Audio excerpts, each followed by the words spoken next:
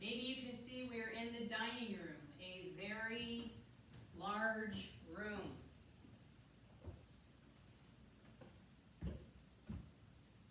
This table right here is comfortably set up for 8 people, but we have what we call extendo table over here, and when we bump it onto the end, we can seat 14 people with no problem.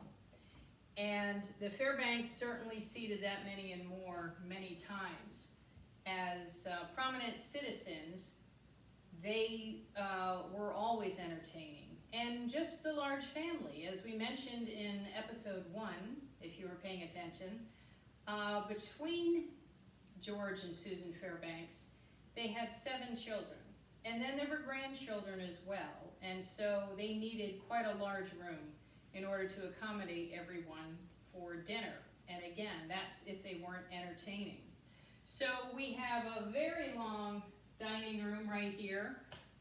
Many ask about the colors in here. This is one of the probably the most prominent colors around town, if we can judge by the number of people that have come in here to bring their painters to show them so they can find this color over the years. This is the funny thing about this room is the color is called blueberry. Now, many decorators will say you shouldn't use blue in a dining room because it's not appetizing. There's no blue food. Well, this is called blueberry, and it works for us. And I think you can work with different colors if you have a really large room like this. And again, when you've got the white ceilings to offset it, then it can really be quite striking, and it's quite frankly one of my favorite colors in the whole house. So we will not change this. The room has been repainted, but we will not change the color. So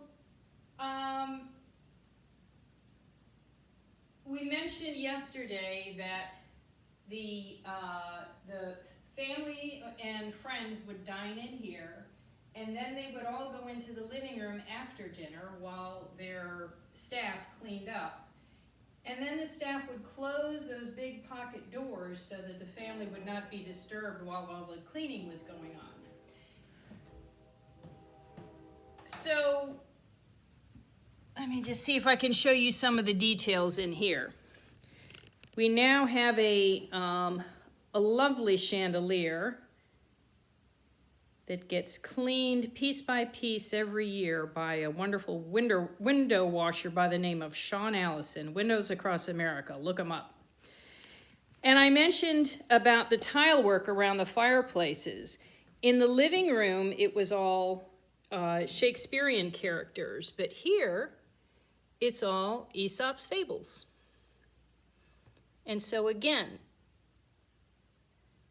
very easy to sit around with the kids, the grandkids, and have them pick out a tile and tell the story.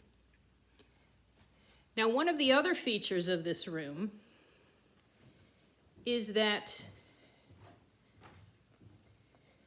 geez, I might have to go to 95 to show you this. You see there are 2 doors, one on either side of the fireplace.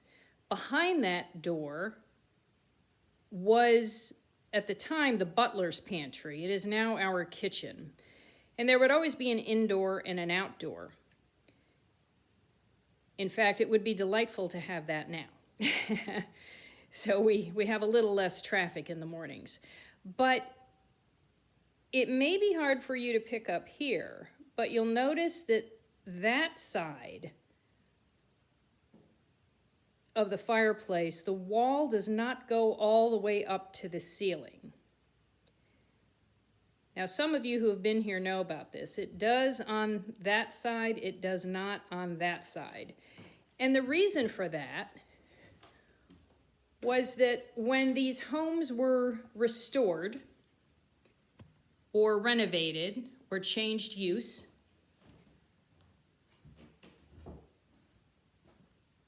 anytime that they added on, they always left the wall a little bit shy of the ceiling.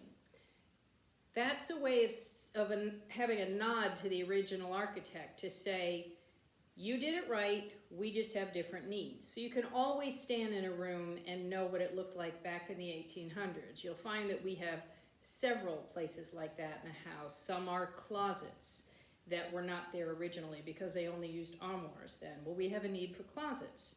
And so the walls don't go all the way up. So next time you're here, take a look around, and you'll notice that in several places. In one room, a shower needed to be added for the next room, and a closet needed to be added in that existing room. So half and half, shower facing that room, closet facing this room, wall doesn't go all the way up to the top. So that's one of the things that you'll want to notice as you're wandering around the house. So now you're in the know as you're walking through historic homes.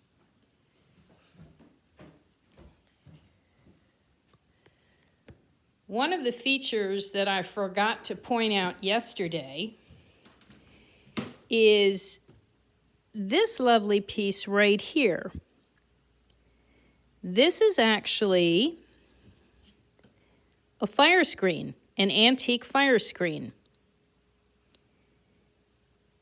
And it's set between the fireplace and the ladies that would be sitting near the fireplace. And the reason for that was that in the 1800s, much of the makeup was wax-based. And so if the ladies sat too close to the fire, they would melt, like I am right now. Sorry, I have all the AC off in the house. Not a lot of use for it. So it can also be used as a tilt-top table. But that's always been one of my favorite things that are in the house. Now I just showed you all of the Aesop's fables, and I realized I also didn't give you a close-up of all the Shakespearean characters. So let's do that now. Shakespearean characters in the living room.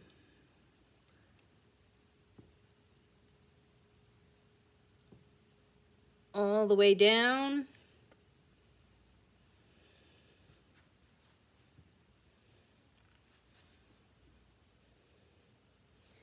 And across. And then down the other side.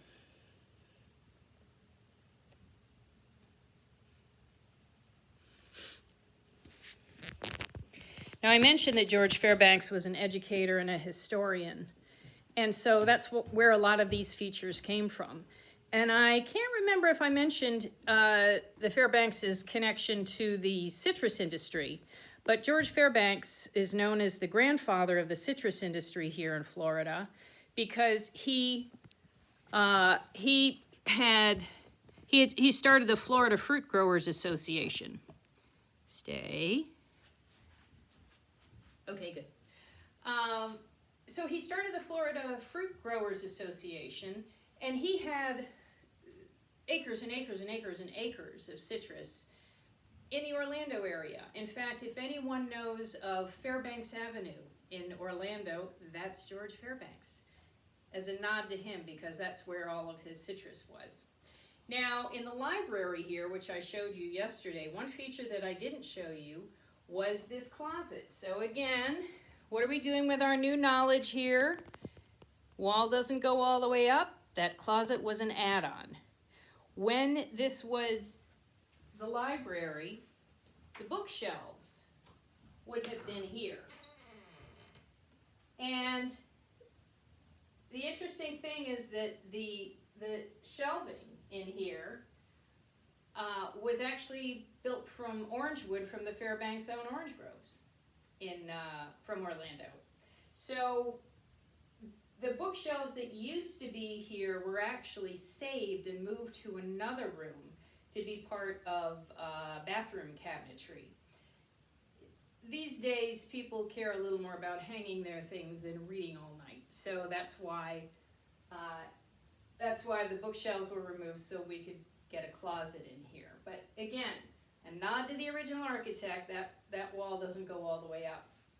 And in fact, in keeping with sort of the library theme, we actually refer to this as the Harry Potter room. So Harry can sleep under the stairs right there. So just a few tidbits today. I just wanted to give you some of the details that I left out yesterday, and then tomorrow we'll be moving on to some other rooms. So I hope you enjoy. Thanks for watching.